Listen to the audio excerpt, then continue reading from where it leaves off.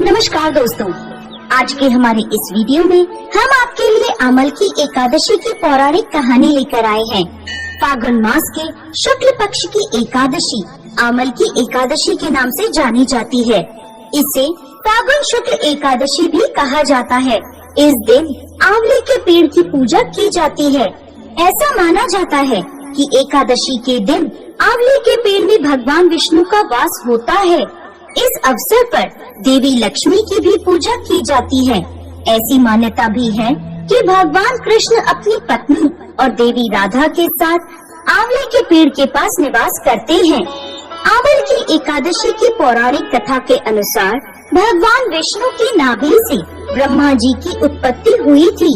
उत्पन्न होने के बाद ब्रह्मा जी के मन में जिज्ञासा हुई कि वह कौन है, उनकी उत्पत्ति कैसे हुई। इस प्रश्न का उत्तर जानने के लिए ब्रह्मा जी पर ब्रह्म की तपस्या करने लगे। ब्रह्मा जी की तपस्या से प्रसन्न होकर भगवान विष्णु ने ब्रह्मा जी को दर्शन दिए। विष्णु जी को सामने देखते ही ब्रह्मा जी की आंखों से आंसुओं की धारा बहने लगी। ब्रह्मा जी के आंसू भगवान विष्णु के चरणों पर गिरने लगे और उनके आंसुओं से आमल की यानी आंवले का वृक्ष उत्पन्न हुआ। भगवान विष्णु ने ब्रह्मा जी से कहा कि आपके आंसुओं से उत्पन्न यह आंवले का वृक्ष और फल मुझे अति प्रिय रहेंगे।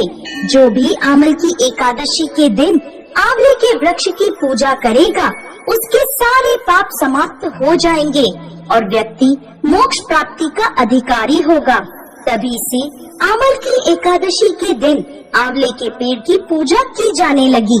साथ ही इस दिन आंवला भगवान विष्णु को अर्पित किया जाता है। इतना ही नहीं, इस दिन खुद भी आंवला ग्रहण करना बेहद फायदेमंद होता है।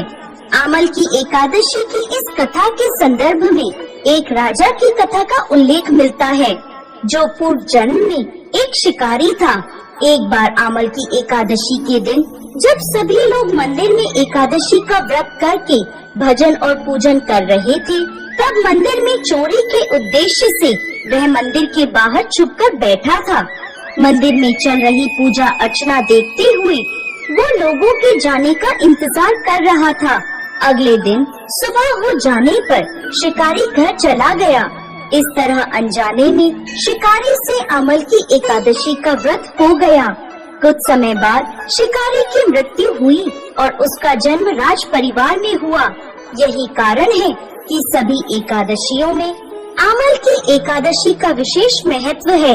इस तिथि के महत्व को बताते हुए भगवान श्री कृष्ण ने गीता में कहा है, मैं वृक्षों में पीपल तथा तिथियों में एकादशी हूँ। एकादशी तिथि मनुष्यों के लिए कल्याणकारी है। आमल की एकादशी की महिमा को बताते हुए श्री कृष्ण कहते हैं, जो व्यक्ति स्वर्ग और मोक्ष प्राप्ति की कामना रखते हैं, उनके लिए यह एकादशी अत्यंत श्रेष्ठ है। जो भी इस दिन आंवले के पेड़ की पूजा करता है, उसे सभी देवी देवताओं का आशीर्वाद प्राप्त होता है।